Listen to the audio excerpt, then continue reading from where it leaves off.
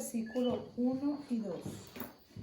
Como el ciervo brama por las corrientes de las aguas, así clama por ti, oh Dios, el alma mía. Mi alma tiene sed de Dios, del Dios vivo.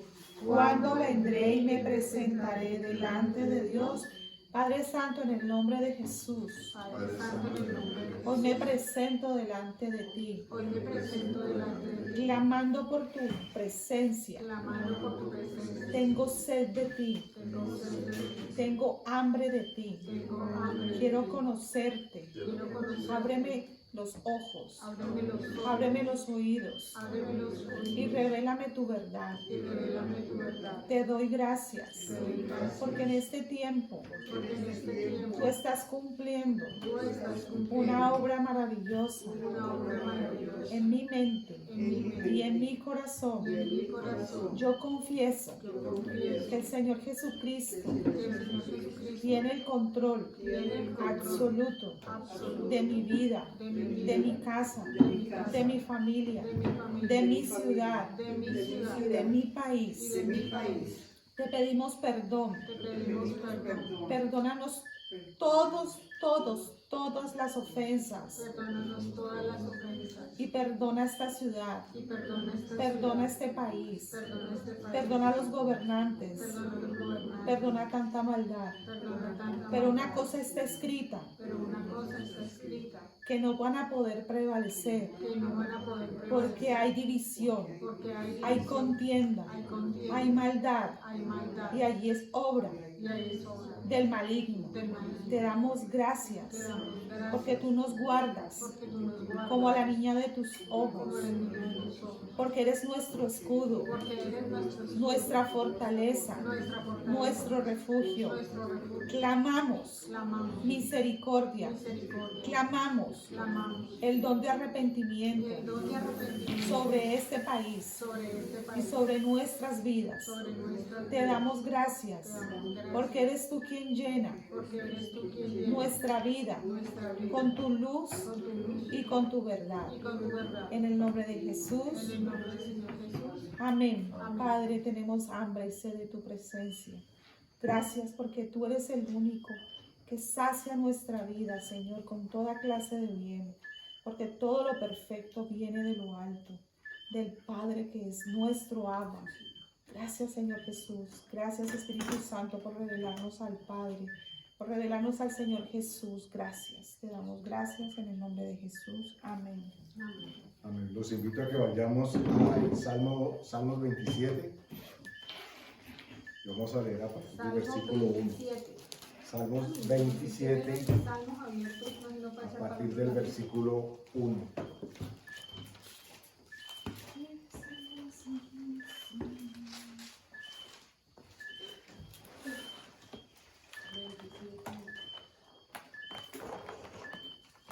Amén. Salmos 27, a partir del versículo 1. Dice así: Jehová es mi luz y mi salvación, ¿de quién temeré? Jehová es la fortaleza de mi vida, ¿de quién he de atemorizarme?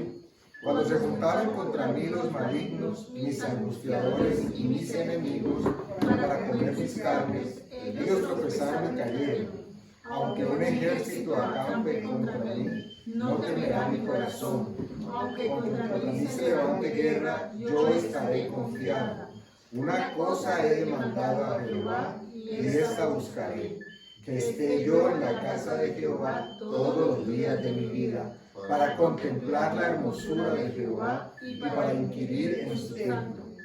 Porque él me esconderá en su tabernáculo en el día del mal, me ocultará en lo reservado de su morada, sobre una roca me pondrá en alto. Luego levantará mi cabeza sobre mis enemigos que me rodean, y yo sacrificaré en su tabernáculo sacrificios de júbilo. Cantaré y entonaré alabanzas a Jehová. Hasta aquí, por ahora. El Salmo 27, ¿cómo podríamos definirlo después de haber leído lo que leímos? Si tuviéramos que decir 2 o 3 palabras, ¿de qué se trata el Salmo 27? ¿Qué está hablando?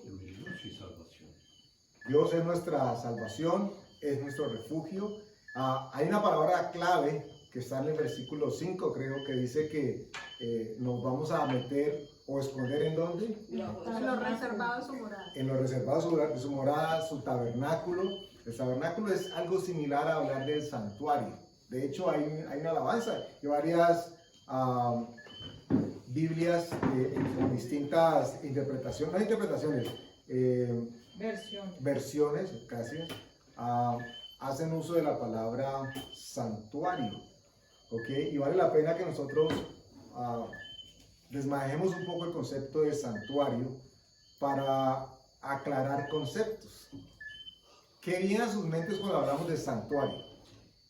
El lugar donde habita Dios. Lugar donde habita Dios. ¿Alguien más? Un lugar intachable, impecable. Un lugar intachable, santo. ¿Ok? ¿Qué más? Recuerden que no hay respuesta mala. Bueno, creo. Santuario. Pero estamos claros todos que no tiene nada que ver con santos. ¿Cierto? No es un lugar donde se manifiestan los santos. Bueno, no de la manera religiosa como la conocemos. Porque estamos claros que la Biblia nos habla a nosotros y dice de nosotros, de ustedes y de mí, que somos santos. Cuando el apóstol Pablo escribe, varias de sus epístolas se dirige a los santos de Efesos, a los santos de, ¿ok? Bueno, en este caso Dios se está dirigiendo a los santos de la iglesia, Palabra Viva, la congregación, en la Buitrera, en un lugar por allá escondido de Cali. Pero aquí Dios ha puesto también sus ojos y su mirada en nosotros.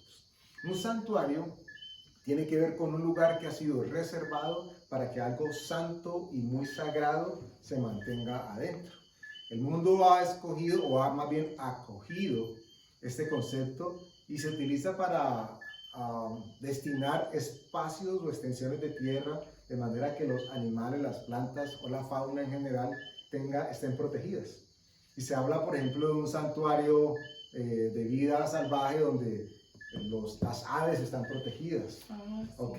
Los animales andan libremente y los hombres no están con permiso para ni entrar a buscarlos o a cazarlos. Se considera que estamos hablando de un santuario, es decir, que quienes entran a ese lugar, al santuario, están literal y legalmente protegidos.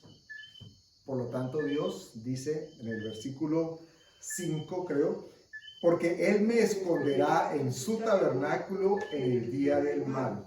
Me ocultará en lo reservado de su morada. Sobre una roca me pondrá en alto. Y este versículo, interesante que podamos nosotros meditar en él, aún después de que acabemos el mensaje de hoy. Porque miren que dice que Él va a ocultarnos en lo reservado de su morada. Y nosotros como creyentes en Cristo, ¿qué interpretamos? ¿Qué sabemos? ¿O con qué asociamos si nos dicen que vamos a estar en lo escondido de su morada, en la parte... En su corazón. En su corazón. Y hablando del tabernáculo, porque la Escritura lo menciona, ¿qué lugar sería esa parte del tabernáculo en donde solamente está... ¿Dónde está su presencia? Donde está su presencia. Recuerda que el tabernáculo se dividía en diferentes... momentos, diferentes etapas. Se hablaba del atrio, del lugar santo y luego el lugar santísimo. ¿Ustedes recuerdan qué pasó cuando el Señor Jesús murió? Rompió el velo. ¿Y el velo en dónde estaba? El velo Entre el santo y el santísimo. el velo era la puerta para poder acceder al lugar santísimo. Y recuerden ustedes que no era cualquier velo, no era un tul que estaba por ahí colgando y que el viento lo movía. La Escritura o la historia habla de que el velo tenía un grosor de casi entre 7 y 10 centímetros. Imagínense la cantidad de tela que tenía. O sea, no era físicamente hablando muy probable que simplemente un viento lo rasgara. Y no aparece mano humana en el relato que nos hacen de la muerte del Señor Jesús, de que estuviese tomando lugar para que el velo se rasgara. Lo cual significa de que esa entrada expedita que el Señor hace, la hace Dios literalmente sin ayuda humana, única y exclusivamente por lo que Jesús estaba haciendo por nosotros, muriendo, y entonces dice la Escritura que el velo del templo se rasgó. ¿Qué significó el que se hubiese rasgado el templo? Que quitó obstáculos para llegar a Dios. Literalmente eso fue lo que pasó. El velo significaba un obstáculo, esa es la palabra literal, para que no cualquiera pudiese acceder. Y uno diría, pero ¿cómo así? ¿No nos están invitando en todo momento a que podamos acceder a Dios? De eso se trata, de que Dios nos está mostrando un evangelio ahora en el cual quienes ingresemos a su reino y hayamos aceptado el sacrificio del Señor Jesús y nos considere por eso ciudadanos del reino, entonces tenemos acceso directo al lugar donde Él mora y donde Él habita. Por eso el lugar santísimo antes estaba dividido por esa serie de pasos, en este caso ese velo. Y lo hemos dicho en otros momentos, pero vale la pena repetirlo. Dicen los historiadores que hay historias al respecto de que el sacerdote, el sumo sacerdote, se creía de que le amarraban unas campanillas cuando entraba al lugar santísimo, porque él entraba ya a ofrecer sacrificio por él y por los pecados del pueblo, conocidos y por los que ignoraban. O sea, ofrecían sacrificio por aquello que sabían que habían hecho mal y también por lo que ni siquiera se imaginaban que estaba mal de Dios, delante de Dios. Entonces, llegaban allá, él llegaba amarrado con una tirilla que tenía unas campanitas, y dice las historias que mientras ellos escuchaban, los que estaban afuera, si las campanitas sonaban, significaba de que el sacerdote había podido ingresar al lugar santísimo. Y no solamente ingresar, sino que la ofrenda que había llevado para presentar delante de Dios como expiación del pecado había sido recibida. Porque mientras él se moviera, significaba de que Dios había aceptado ese sacrificio y esa ofrenda. Entonces, la cuerdita, cuando dejaba de sonar, lo que hacían era que desde afuera empezaban a alar. Porque nadie se atrevía ni siquiera a recoger al posible sumo sacerdote que muriera, nadie se atrevía a entrar al lugar santísimo. Eso es muy importante que lo tengamos en cuenta, porque cuando la Escritura dice que el velo del templo se rasgó, no simplemente nos estaba contando una anécdota de corte estético, ni era que la tela salió mala o el sol la decoloró y entonces, no estaba dando a entender que Dios abrió un camino para que nosotros accediésemos a su lugar. Y en el contexto, recuerden que siempre procuramos de alguna manera aterrizar lo que la Escritura nos muestra a nuestro acontecer diario. Se han vivido unos días supremamente agitados en nuestro país y particularmente en nuestra ciudad. Y a mí me gustaría preguntar, sin ánimo de señalar, simplemente por hacer una exploración así de muestreo, de los que estamos aquí, ¿cuántos sentimos que estábamos cubiertos, guardados y acogidos por la mano poderosa de Dios? En medio de lo que estaba sucediendo, ¿cierto? Porque nos dimos cuenta de que hubo personas, grupos, es más, puede que en estos momentos todavía en algunas partes de la ciudad estén evidenciando esto, personas que no pudieron decir esto, o tal vez, aunque lo pudieran decir, no sabían si lo estaban viviendo en efecto. Este salmo que acabamos de leer es un salmo precioso y voy a leerlo de nuevo un poco más con detalle, porque dice el primer versículo: Jehová es mi luz y mi salvación, ¿de quién temeré? Jehová es la fortaleza de mi vida, ¿de quién he de atemorizarme? Y esto a priori parece fácil cuando lo leemos, e inclusive porque los salmos son recomendaciones que nosotros o nos han hecho o hemos hecho a otros para que en momentos de dificultad lo lean y crean tener acceso a Dios. Pero no sé cuántos de ustedes han identificado verdaderamente o han experimentado más bien verdaderamente un versículo de un salmo de estos, particularmente en una circunstancia de vida.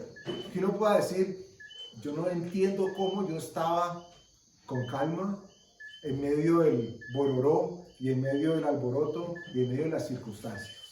Cuando todo indicaba las mismas circunstancias, yo tendría que estar ansioso, asustado, temeroso, paniqueado. Y aquí la Escritura nos está diciendo, Él es la fortaleza de mi vida, y hace una pregunta que es más bien reflexiva. Y dice, ¿de quién, repito, de quién he yo de atemorizar? Y parece una respuesta obvia, debería serlo, pero no es tan fácil darlo. Mastica contaba ahora, rato, como mientras hizo sus primeras exploraciones a buscar alimentos o hacer algún tipo de vueltas, se sentía un tanto alarmada por cuáles eran las condiciones alrededor. Y doy fe de que ella perfectamente está orando y está reclamando y está declarando palabra. Pero a veces cuesta entender que lo que Dios ha dicho es verdad.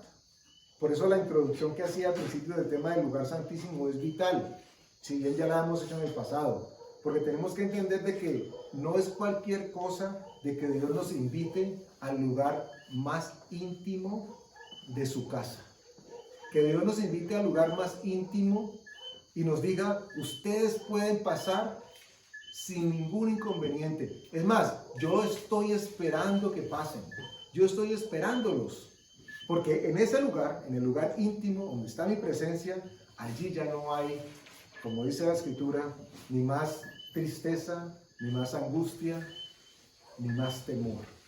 Y entonces, la pregunta reflexiva es, ¿de quién he de atemorizar? Y la pregunta en este momento para ustedes y para mí es, ¿quién o qué nos atemoriza? No necesariamente el brujo o la bruja que sale y hace muecas, pero ¿qué circunstancias usted ha vivido recientemente o en el pasado que usted asocie inmediatamente con, es que eso me produce cositas, me da cuchi, produce temor? Hay veces que es literal y deberíamos decirlo así, me da temor. Pero la pregunta no para bajarnos, sino más bien para ubicarnos, perdón, donde llevar la respuesta es que si estamos en el lugar santísimo, si estamos en el lugar íntimo de Dios, tenemos claridad de que no cualquiera puede ingresar allí. ¿Me entienden? Pongámoslo en esta perspectiva. ¿Se acuerdan cuando el Señor estaba dando la parábola de la invitación a las bodas? Donde dice que mandaron a invitar un poco de gente y finalmente el dueño de la boda, el Señor, entra y se da cuenta de que hay alguien que no está vestido como para las bodas. Alguien que estaba colado. De esa costumbre que siempre nos ha causado risa, por lo menos a mí. En el pasado era mucho más manifiesta, ¿cierto? Que uno llegaba con un regalo y iban 45 personas y todos nos quedamos con derecho a comida, a los snacks, a los refrigerios, que habíamos llegado con el de regalo. Ya la fiesta no utiliza regalos. Yo creo que a propósito cambiaron el tema por la lluvia de sobres. Pero igual, con sobres sí que es cierto, porque el sobre está sellado, entonces pueden llegar 15 y todos, no, ahí está, no saben qué es lo que se ha echado.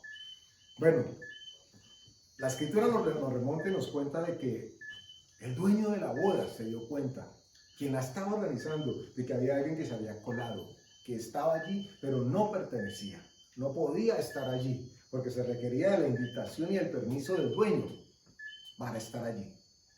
En el lugar santísimo de Dios, donde no hay lugar para que haya temor, porque insisto, repito, la palabra dice que el perfecto amor, ¿qué hace? Echa fuera todo temor.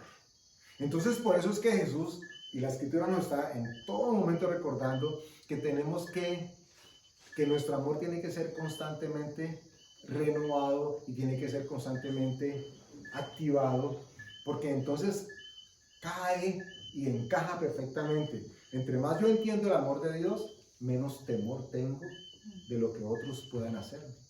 Y mucho más, si yo me doy cuenta de que ya estoy en el lugar santísimo, estoy en ese santuario donde no cualquiera puede ingresar.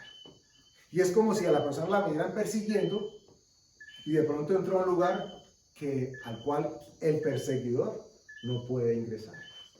Es decir, que el perseguidor, la angustia, el temor, la circunstancia X que pueda estar viviendo, una vez llegó al lugar santísimo, tiene que quedarse por fuera. No tiene acceso, porque al menor intento de ingreso, el dueño de casa va a decir, no tienes nada que hacer aquí en mi lugar. El santuario entonces es un lugar que ha sido preparado para guardar a quienes están adentro.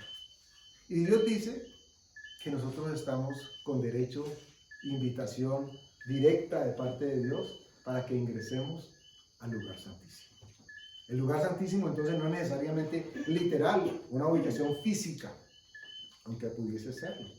Porque la definición de santuario nos habla de casa como edificio, iglesia como edificio, tabernáculo como edificio o templo. Alguien podría decir, no, yo me meto al templo y ya estoy en el lugar santísimo.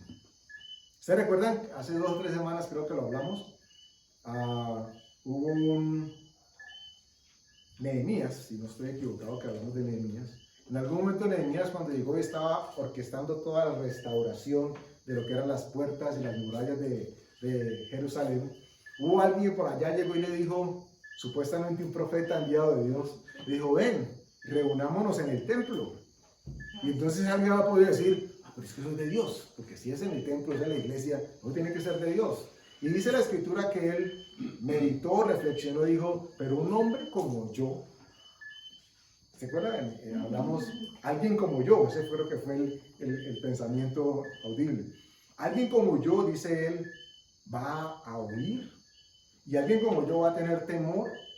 Y uno diría, ay, pues que quería Superman, o sea, Aquaman en el agua, no tenía por qué tener temor. Miren que Dios no espera que eso sea nuestro caso. Lo que Dios espera es que nosotros tengamos el tipo de confianza como la que Él ha dejado reflejada en toda su palabra. Y les preguntaba ahora rato si nosotros podíamos dar fidelidad de que Él ha sido fiel con nosotros, aún en estos tiempos difíciles. Y yo creo que ninguno nos podríamos quedar con la mano abajo diciendo, ay, yo no sé si Dios estaba cuidándome allí. Porque en todo, aún cubriendo las necesidades básicas, y es más, voy más allá, ¿qué básicas? Aún cubriendo los gustos y los deseos en medio de las circunstancias. Algo que pocos por fuera del cuerpo de Cristo pudieran decir, con la tranquilidad absoluta de que es Dios quien está proveyendo. Porque alguien más podría decir, no, es que yo soy muy precavido, entonces yo sí me adelanté, yo tenía esto guardado ya de 5 meses. Hay personas en otras partes del mundo que viven este temor constante y se han preparado para un eventual ataque nuclear, para una guerra atómica, y entonces tienen espacios de almacenamiento. Esa persona podría decir, no, yo lo hice, yo. Y Dios lo que se encarga de decirnos a nosotros es que es Él.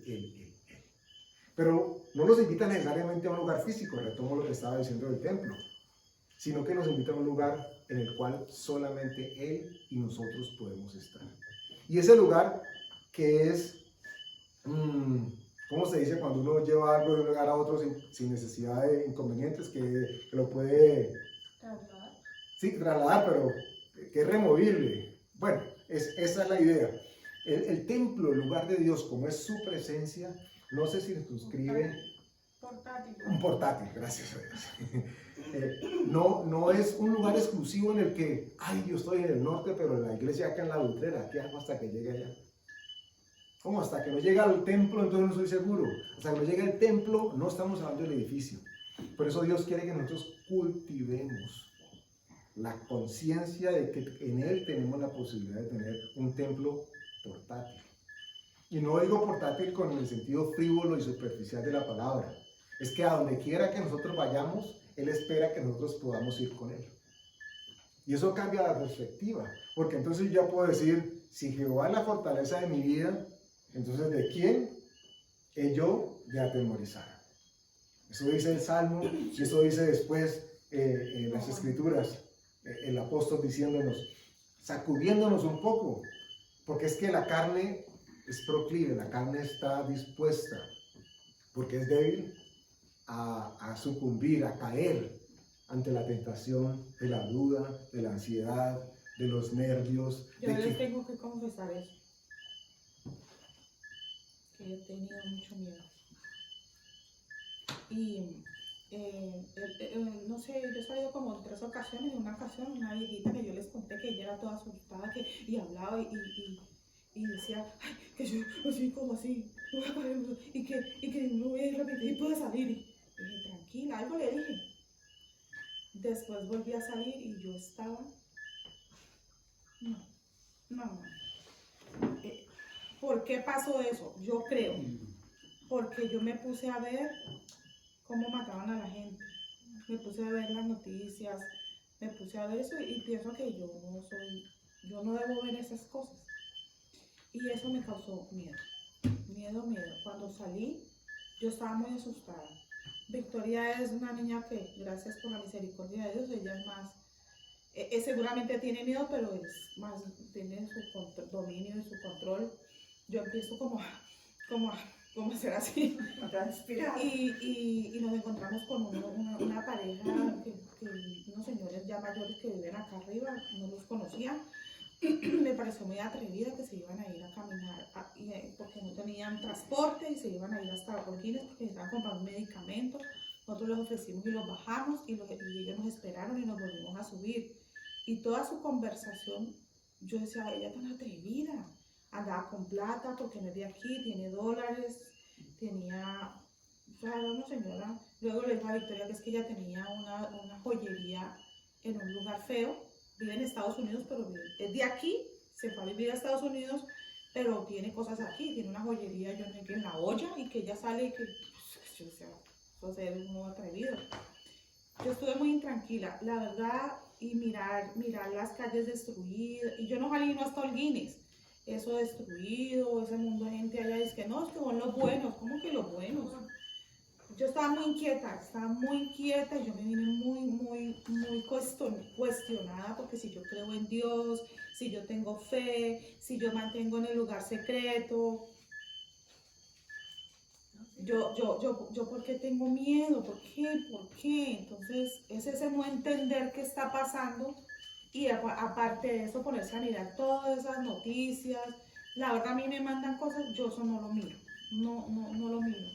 Pero sí, me puse a mirar y me pareció muy aterrador la manera en que la policía hace, en que les mata y todas esas cosas. O sea, todo eso me tocó orar mucho, de verdad que me tocó orar, pedir perdón, arrodillarme. Allí me llegó una cosa que estaban orando pastores de todo el mundo, yo me puse a orar con los señores y empecé a orar y a tranquilizarme y Dios enseñándome que Él es mi fortaleza, que Él es mi escudo. Bueno, me tranquilicé, me tocó volver a salí el jueves, nos encontramos con la maldita que iba por allá muy atrevidamente a pie por allá lejos. Yo decía, ¿cómo se pueden pasar para allá? Pero bueno, Patricia ha salido más veces, yo no sé cómo ella ha podido salir por allá. Dios mío, Dios la ha guardado, pero yo me fui ese día en una prueba de fe. Yo le dije, yo quiero ir, porque el jueves que nos encontramos con Alfonsito de Olguita, para mí eso era una prueba de fe. Nos tocó, bueno, yo le decía a Victoria, no demos la vuelta, me parece tremendo tener que enfrentarme a un grupo, decir que no pasen, luego que tienen que dar monedas. Yo no quería verme expuesta a eso, entonces nos bajamos, dejamos el carro en un lugar y para mí era más tranquilizador pasarme a pie hasta el otro lado. Pero yo tuve ese día una prueba de fe, yo me fui erizada. Yo salí de aquí erizada, pero eso significaba que yo me estaba rindiendo, que yo le iba a creer a Dios, que yo iba a salir, que Él me iba a guardar, que Él es mi fortaleza, que Él es mi escudo. Entonces, me fui, yo le dije, Andrés, me voy a una prueba de fe. Y me fui tranquila, caminé tranquila, hice todas las cosas tranquilas, como si hubiese sucedido un cambio de sentimiento, de pensamiento, porque de verdad que esa no era yo. Dios, cuando Él se place, Él le agrada que uno le crea, que uno confíe, que uno esté tranquilo, porque le está creyendo a Él. O sea, la situación es que uno debe creer a Él. Le debe creer a Él que Él le guarda, que le sustenta, que le cuida, que le provee, que le acompaña. Entonces es negarse a uno mismo. Allí entendí la negación de uno mismo, negarse al miedo, porque eso es incredulidad. Tener miedo y tener duda es no creerle a Dios. Y eso nos puede pasar a cualquiera, y eso, bueno, delante de Dios es pecado porque no le estamos creyendo, pero eso forma parte de la naturaleza. Pero entonces, ¿qué empecé a hacer? A leer más la palabra acerca de quién es Dios. Cuando nosotros conocemos por la palabra, no por la prédica, no porque me dice acá, la enseñanza que viste en estos días, el Señor Jesús le empezaron a creer los samaritanos, no por la samaritana, sino por él, porque él empezó a hablarles. Entonces empecé a leer, a buscar acerca de quién es Dios. Y esos versículos lo que hicieron darme a mi fortaleza, seguridad de quién es Dios. Él es lo que está diciendo aquí. Él es nuestro escudo, Él es nuestra fortaleza. Él nos esconde en su tabernáculo en el día del mal. No estamos en un tabernáculo, por Dios, cada uno en su casa guardado. Cuando estamos viendo en la calle y por las imágenes que presentan tanta maldad, Dios mío santísimo. O sea, eso es una cosa bastante fuerte. A mí me ha parecido lo más fuerte que he podido vivir en todos mis 25 años. Papi, ¿qué ibas a decir? Pero yo también quiero contarles algo de cómo Dios nos guarda a pesar de que nosotros seamos infieles. Yo, al contrario de Martita, soy una persona mucho más tranquila. Yo no veo televisión, o sea, yo no les veo nunca un noticiero. Y normalmente de lo que llega por redes, yo creo que casi todo lo dudo. Si llega algo de acuerdo a lo que yo pienso, o si llega algo de acuerdo a lo que no pienso, también como que, o sea, yo pienso que en este momento hay demasiadas mentiras a través de las redes como para creer que el policía es el que está haciendo solamente daño, como para creer que solamente es los de la marcha los que están siendo atacados por los policías o lo contrario. O sea, eso yo ahí veo demasiada manipulación de la información. El hecho es que yo he estado muy tranquila y la semana pasada un día en que estaba ya como bajita de gasolina, entonces un amigo me dijo que por el barrio donde vivía estaban vendiendo gasolina. Y además yo tenía que llevarle a él mi computador a que me lo arregle porque mi computador se dañó. Entonces en estos momentos que estamos en la casa y no tengo con qué trabajar, pues necesitamos que entrar. Entonces yo dije, no, de una, llevo el computador y de una vez compro la gasolina. Eso es un barrio que yo no conozco, la Nueva Floresta, yo no conozco allá, no conozco las calles, o sea, yo conozco por la autopista suroriental, pero ya de ahí para adentro yo no conozco. Entonces el hecho es que yo fui, hice la fila prácticamente 2 horas y cuando yo iba a llegar, se acabó la gasolina. Entonces salgo yo de ahí y yo dije, bueno, ¿por dónde me voy? Entonces yo empecé como que dice echar para abajo y al echar para abajo empiezo, cuando me doy cuenta voy saliendo a la Simón Bolívar. La Simón Bolívar está cerrada, entonces como una cuadra me doy cuenta que está cerrada y que hay unos tipos como malucos. Entonces yo ahí mismo encontré una cuadra y ¡chum! Yo me salí. Resulta que en la otra, como unas calles de barrio que uno no conoce, entonces yo vi al carro, adelante iba un carro y ese carro se salió hacia el comporción y yo me salí detrás de ese carro. Otra vez fuimos a la autopista y a ese carro adelante lo paran 2 muchachos, como son, o sea, los muchachos que uno dice usualmente que son los viciosos de barrio. Esos muchachos lo cierran con unos palos, empiezan a correr unos palos y yo ya encontraba que yo, porque es una callecita así estrecha, no había como para dónde echar para atrás.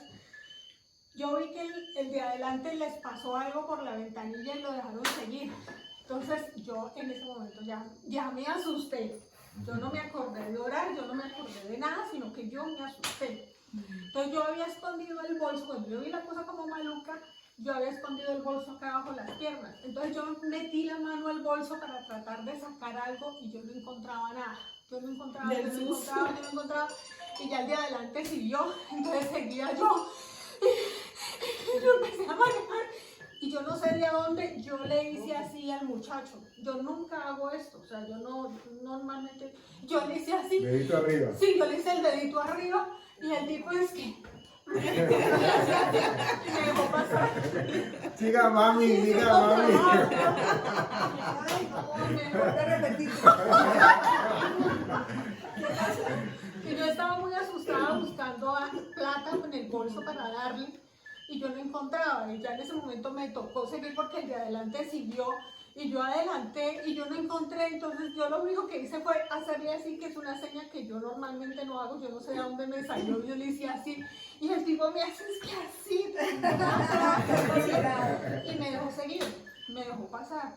Y ya pues yo pasé, lógicamente seguía asustada porque me costó, no sé, media hora salir a un sitio más o menos seguro porque fui a la Galería Santa Elena. O sea, fue una pérdida bien tremenda.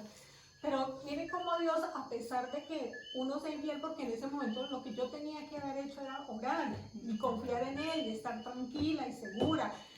Yo no lo hice. Yo no lo hice porque se me desconectó el cerebro. Se me desconectó y yo lo que tenía era susto y necesidad de buscar qué hacer para salir. De todas maneras, Dios guardó, Dios sustenta, Dios sustenta, Dios sustenta. Porque de eso se trata, que nosotros comprendamos qué es lo que significa estar en el santuario de Dios. Les explicaba ahora que el concepto de santuario, cuando es extrapolado al mundo secular, se habla de un espacio que ha sido reservado para impedir que una especie en particular o varias sean tocadas y sean dañadas. Y si el hombre ha entendido eso de manera tan clara, al punto que establece límites de una extensión para decir, de aquí para allá no pueden cazar, de aquí para allá no pueden matar, no pueden sacar maticas, aquellos que les gusta sacar maticas de toda parte, de aquí para allá no pueden sacar maticas. Entonces, si el mundo ha entendido esto, secularmente hablando, porque hay veces a nosotros con distracción, no nos aterrizamos a lo que Dios ha dicho de que Él es para nosotros nuestro santuario. Y dentro de ese santuario solamente ingresamos personas como ustedes y como yo. No estoy hablando de la especie humana, estoy hablando de aquellos que hemos sido transformados y redimidos por la sangre del Cordero. Es decir, que allí no entra nadie más, como lo que estaba contando ahora Martica y lo que estaba narrando Patti. Miren lo que dice el versículo 2 del 27. Cuando se juntaron contra mí los malignos, mis angustiadores y mis enemigos, para comer mis carnes, ellos tropezaron y cayeron. ¿Y por qué uno dice que una persona, el malo, siendo malo, cómo que el malo va a tropezar justo antes de que le haga un daño al bueno o al justo? Bueno, no es porque el justo sea muy justo, es porque está confiando, guardado, que Dios es su escudo y es su protección. Debemos entender lo trascendental que es para nuestras vidas el que nos encontremos dentro del lugar santísimo. Y por eso el lugar santísimo, como lo hablábamos ahora, es algo que es portátil, que debe viajar con nosotros a donde quiera que nos encontremos. Porque no es el espacio físico, es la intimidad que tenemos con Dios. Y como todo niño asustadizo que por momentos o en muchos momentos hemos llegado a ser, el papá sabe cuando el niño tiene susto y el papá transmite. Si es un papá como el que tenemos nosotros, que no es el humano, sino que es Dios, Él transmite tranquilidad y transmite seguridad de que en Él podemos y debemos confiar, nos conviene confiar. Aún que nosotros, es que lo más hermoso de Dios es que no necesariamente, como dice Pati, que ni siquiera se acordó, pero Dios sí se acuerda. Claro. A él no le interesa si ella se acuerda o no se acuerda, a él no le importa si ella lo invoca o no lo invoca. A él lo único que le interesa es protegernos, cuidarnos y estar bajo sus alas. Y eso es lo que le cuesta de pronto al cristiano creer, que pensamos que religiosamente tenemos que estar todo el tiempo orando, ay Señor ayúdame, ay Señor no. Si yo desde la mañana me encomendé a Él, si desde la mañana entregué mi día a Él, si sé conscientemente que Él es mi padre y yo soy su hija, no necesariamente tengo que todo el día, imagínense, por ejemplo, Néstor diciéndome, tú eres mi mamá, tú eres mi mamá, tú eres mi mamá, todo el día. No, él sabe que ella es su hija y no le interesa lo que esté pasando, él la va a proteger. Llegaste a un ejemplo que viene como anillo al dedo. El ejemplo del hijo que no tiene que preguntarle al papá o a la mamá si es su papá o es su mamá, una vez que creyó que era el papá o la mamá. Si desde pequeño le dijeron a usted, si ya lo creyó. El niño nunca más lo va a poner en duda. El tema es que en el mundo cristiano, por la religiosidad con la que nos han presentado en muchos momentos la figura del Padre, no ha quedado muy claro el que podamos creer que tenemos un Dios que nos quiere guardar y que nos quiere proteger como un Padre lo haría. Y entonces pareciera que dependemos de si nos portamos bien, abro comillas, o no, para poder creer que Él tiene cuidado de nosotros. Y entonces no encontramos como la canción de diciembre que mamá, ¿dónde están mis juguetes? No, que el niño no los trajo y que te portaste mal. Entonces, como me porté mal, entonces Dios me expone. Por supuesto que Dios espera que nosotros andemos en rectitud y andemos en santidad. Eso forma parte de quienes somos ahora. Pero el hecho de que nosotros podamos caminar con Él y no depender exclusivamente de un lugar o de un momento o de una circunstancia especial, nos aclara de que en todo momento podemos contar con Él y debemos contar con Él. Miren ustedes, si una persona se ha acostumbrado a tener un lugar de oración en su casa y todo el mundo se lo respeta, no le digan nada a Martica que está orando. Bueno, ella, ¿y dónde ora? No, ahí debajo de la mesa, debajo de la cama. Tiene su lugar que es para ella. Pero ¿qué pasaría si él o ella no está en las condiciones en las que está acostumbrada a encontrar esa paz y esa tranquilidad? ¿Qué pasaría? Esa persona debería seguramente pensar, ahora que llegue a la casa voy a orar, voy a llegar a donde yo me identifico, ese lugar. Y resulta que lo que Dios está diciendo es, no es el lugar en tu casa, es el lugar en tu corazón. Y como tu corazón viaja contigo donde quiera que tú vayas, entonces tú puedes ir con ese lugar a donde quiera que tú vayas. Y como has creído que Dios es poderoso para guardarte, entonces no dependes de si 5 minutos antes te encomendaste o no a Dios, o sí, porque tú vas a caminar con Él y Él va a caminar contigo respaldándote. Miren lo que dice... Ay, no me digo, es que yo sé, estoy segura que a mí no se me olvidó eso no se me olvidó, pero yo permití, yo dejé que el miedo cogiera fuerza y me quedé en el miedo y todo me pareció miedo. Entonces, eso es lo grave. Por supuesto que en algún momento se puede sentir miedo y eso, entre comillas, puede pasar, pero no se debe quedar en el miedo, no se debe. Yo sabía, pero no podía, era que yo quería salir corriendo, yo no quería estar allá, yo no quería mirar. Es que pasa algo. Recuerden que la Escritura nos dice a nosotros, en otro contexto, pero que puede ser aplicado aquí, que cuando somos fieles en lo poco, Él nos pone sobre lo mucho, ¿cierto? Y a mi entender, no sé si ustedes están de acuerdo conmigo, en muchos momentos la gente se prepara, abro comillas, para reaccionar a las circunstancias grandes. Se prepara para los eventos masivos, pero descuida en el pasado el cómo trabajar esos momentos pequeños. Me explico. Si en la casa se han presentado eventos que han producido esa sensación de miedo, de temor, de ansiedad, y yo los he dejado pasar, porque como estoy en mi espacio y de ahí me siento protegido y arropado, y con ellos yo no trato o no lidio de la manera como lo haría en circunstancia manifiesta, ese momento de ejercicio, ese momento de poner en ejercicio lo que Dios quiere que suceda, es lo que en su momento, cuando yo experimente otra circunstancia mayor, yo voy a poder echar mano porque he estado ejercitándome en aquello que es poco para cuando yo necesite, si es necesario, lo que sea mucho. Entonces, por eso la importancia de recurrir y conocer qué es lo que Dios ha provisto, nos ha dado a nosotros. ¿Qué es lo que Él ha hecho por nosotros? No solamente en una circunstancia particular, en todas, pero Él espera de que hagamos uso de eso para todo momento y todo lugar. Porque miren lo que estaba diciendo Martica en versículo 3. Aunque un ejército acampe contra mí, no temerá mi corazón. Aunque contra mí se levante guerra, yo estaré confiado. Y uno literalmente ubica un ejército, es un poco de gente, guerreros así, mal encarados, dispuestos a lastimar. Pero ¿y si ese ejército está en la mente de la persona? Si ese ejército está rondando el pensamiento de la persona con la misma intención de sembrar temor. Y la Escritura dice que aunque eso sea, porque son los pensamientos. Miren ustedes que normalmente en circunstancias así, lo que hace la mente es jugar con las probabilidades. La probabilidad de que por aquí, por esta calle, no me pase nada es mayor que si la que me voy por allá, que es donde está más complicada la cosa. Entonces uno tiende a buscar la razón para tener argumentos. Y resulta que se puede encontrar en la calle equivocada, como llegó Patricia, a pesar de que desconocía, llegó a la calle en la que no quería estar.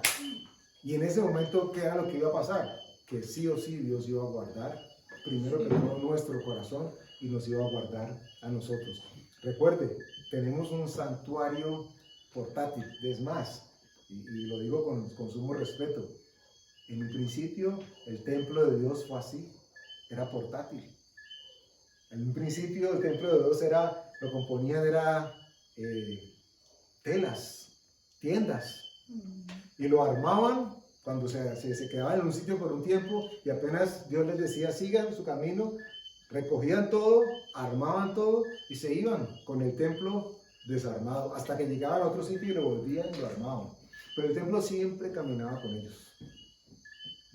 Dios es nuestro santuario. Eso tenemos que tenerlo muy claro. Versículo 4. Una cosa he demandado a Jehová, y esta buscaré, que esté yo en la casa de Jehová todos los días de mi vida, para contemplar la hermosura de Jehová y para inquirir en su templo. Y uno podría decir, es que aquí David estaba hablando de cuando él muriera, de que su espíritu fuese recibido delante de Dios. Y si no estaba hablando del futuro, sino de la hora, porque dice, una cosa he demandado a Jehová y esta buscaré, que esté yo en la casa de Jehová todos los días de mi vida.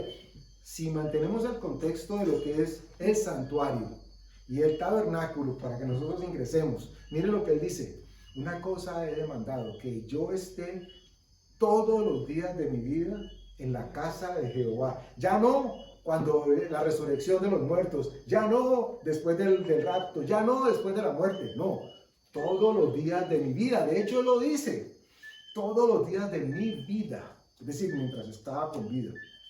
Conciencia segura de que a donde él llegaba, él estaba dentro de la casa de Jehová. Y él tenía claridad de lo que era el templo. Y él sabía de que no todo el mundo podía acceder al lugar santísimo.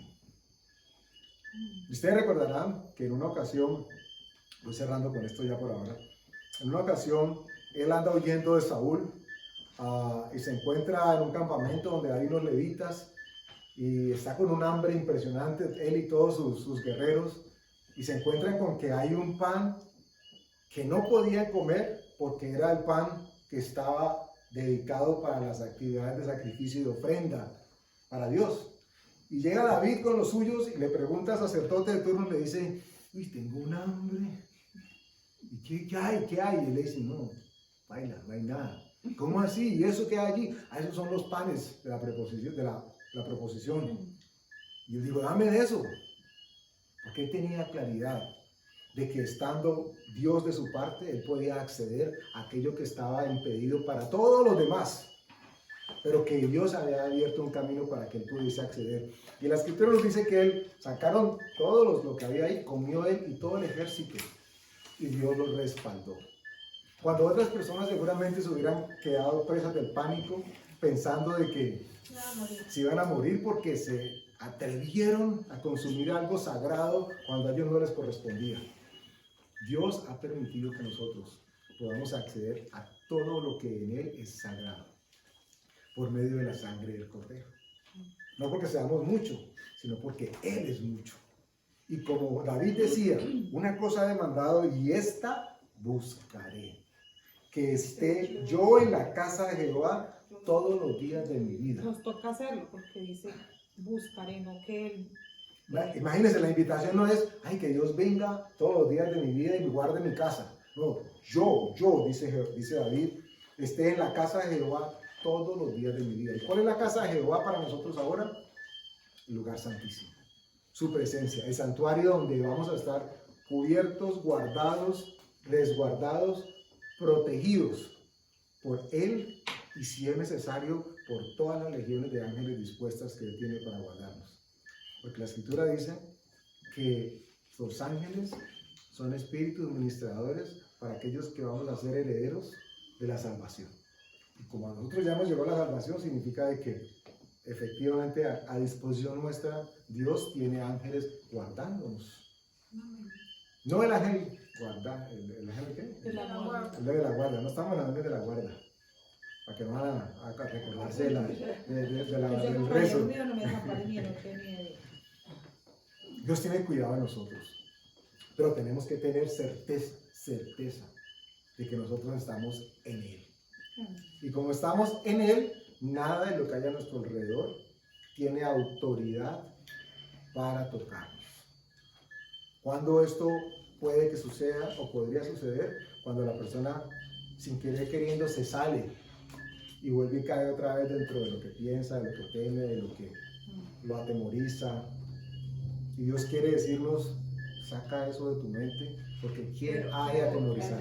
Andresito, yo ahí, por ejemplo, lo que dice Martica, Dios conoce su corazón y conoce su vida, y ella, así tuviera miedo, Él estaba ahí, Él nunca se fue de su lado, y ella dice que sintió pánico y que sintió miedo y que sintió, pero Él nunca se apartó de ahí. Claro, lo que pasa ella, ahorita ahí es que, perdón que te interrumpo, es que si el pensamiento sigue girando alrededor del sentimiento de temor, es muy posible que la persona no tenga oídos para oír lo que Dios quiere que haga en esa circunstancia, porque tal vez Patricia, sin saberlo, estaba siendo dirigida en ese manejo de esas cuadras que no conocía hacia el lugar donde ella con el dedito así iba a poder pasar. Y tal vez si el pánico la hubiese tomado verdaderamente, había cogido seguramente para otro lado donde no debería ser. Entonces, mientras en ese momento nosotros podríamos estar presa de lo que es la circunstancia, de la situación, estamos a la merced de lo que esos sentimientos, esas circunstancias puedan generar. Dios nos guarda y Dios conoce, pues sabe que no somos infalibles, sabe que como seres humanos es posible que haya ansiedad y que haya temor, todo eso Dios lo sabe y Él no nos culpa ni nos carga por ello. Lo que nos quiere dar a entender es que en la medida en que nosotros seamos conscientes de eso, vamos a estar o más o menos expuestos a circunstancias que no deberíamos pasar, o que si las pasamos, vamos a tener la consideración y la certeza de que Él está a nuestro lado. Lo que pasa es que también allí le juega a uno una mala pasada en la mente, porque yo no estaba viendo nada malo, o sea, no estaba viendo como lo que veía en las imágenes, pero mi mente me estaba como que eso me va a pasar, como que en qué momento alguien me va a parar y yo qué voy a decir. Vi esa gente allá parada y ese lugar es que nos intentamos pasar para allá, que supuestamente íbamos a entrar a Unicentro y pusieron un cable y nos dijeron que no, y nos tocó devolvernos. Ese día yo ya estaba tranquila, pero el día que yo estaba aterrorizada, yo veía lo que hace la mente y yo decía, se van a venir para acá, ¿en dónde nos vamos a meter? Todo lo que yo había visto, yo era aterrorizada, pero no porque estuviera viendo en ese momento algo, sino por lo que yo ya me había puesto Pensando que podría llegar. que eso podía llegar a pasar. O sea, la ansiedad, el miedo fue por lo que podía llegar a pasar, que gracias a Dios no pasó, que nunca pasó. O sea, ese es el miedo. El Es que miedo la guerra había tomado lugar en la mente. Desde que me fui de aquí, yo tenía susto. Y yo tengo susto, yo me erizo y mi corazón late más rápido y estoy como mirando así, como me estuvieran persiguiendo. Entonces, y es lo que he visto, o sea, eso es peligroso, o sea, eso no alimenta el espíritu para nada. Esas imágenes, o no solo imágenes, ¿no? Que uno oye, que están haciendo, que están diciendo. Lo que hace eso es venir a robar la fe. Eso es lo que hace el diablo.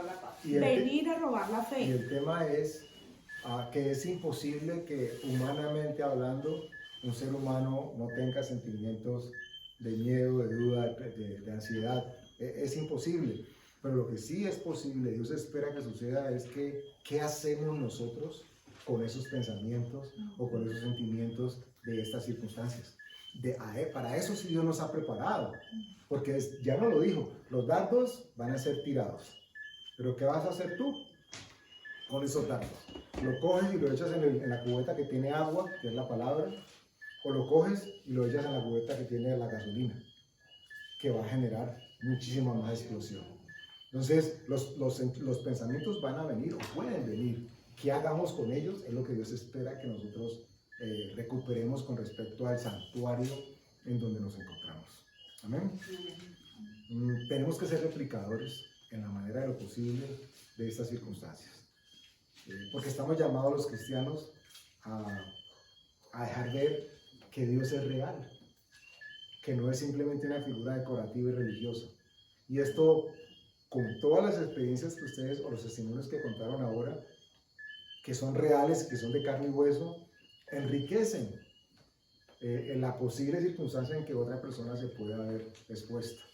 Porque siempre vamos a recordar de que en últimas el único que metió su mano y nos sacó, nos guardó, fue Dios. ¿Y por qué lo hizo? Por amor a sí mismo y porque estamos guardando su palabra. Amén. Amenísimo.